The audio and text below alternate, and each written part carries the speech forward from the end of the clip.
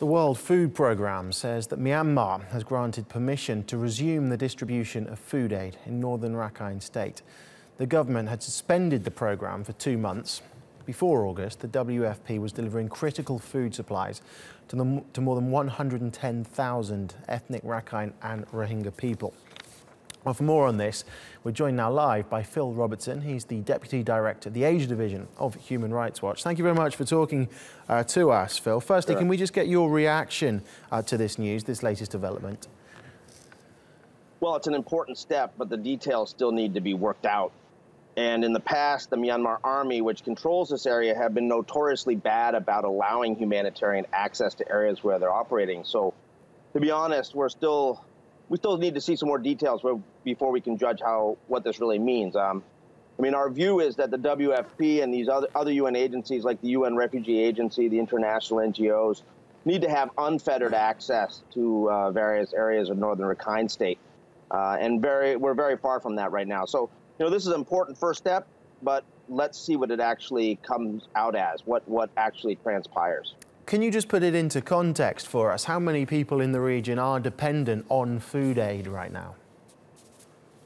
Well, before the crisis that started on August 25th, it was at least 150,000 that were dependent on different types of food aid. WFP was the primary organization providing that, but also we had international NGOs like MSF, Action Contre la Femme, that were also providing assistance and support there.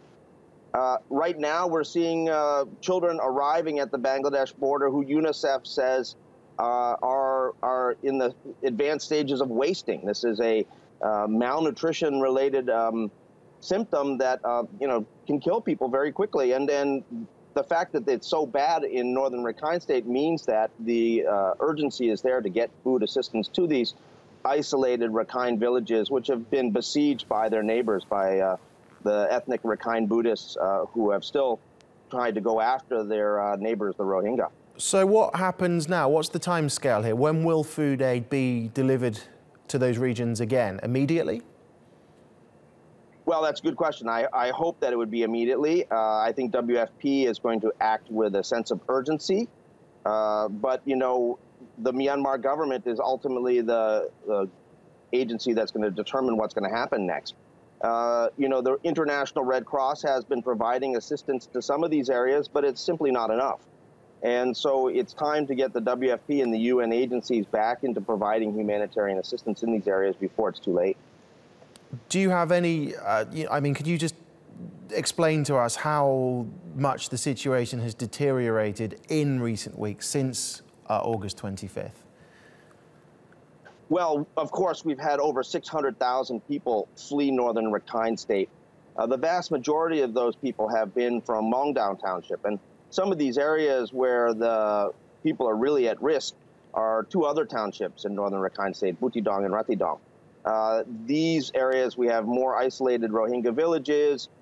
We have farther where to go to get to those areas. And they're essentially locked down in those villages, through a mixture of security force operations and hostile Rakhine communities nearby. These people can't go out to get even food or, to farm rice or to fish. They're really sort of stuck in their villages waiting assistance. And without that assistance that has been suspended since August 25th, people are now starving. And that is the sort of secondary story after the burning of course, over 300 villages and destruction of at least 50,000 structures that we have seen so far in other parts of the state, particularly in Mongdao Township. Well, let's just touch on that if that's okay, because it's not just, as you say, that malnutrition that many of these people are facing, because your organisation has also documented human rights violations in the region as well. What are some of the findings? Well, they are ethnic cleansing and crimes against humanity. Put very clearly, people are being murdered. There's mass relocation of populations, consistent persecution, absolute horrific levels of sexual and gender-based violence, including rape.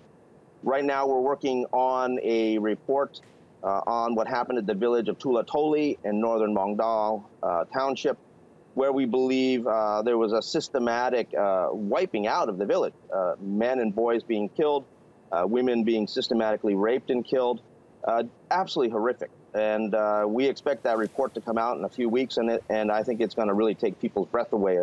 The savagery of the liquidation campaign that we saw by the Burma army against that village. Phil Robertson, thank you for talking to us.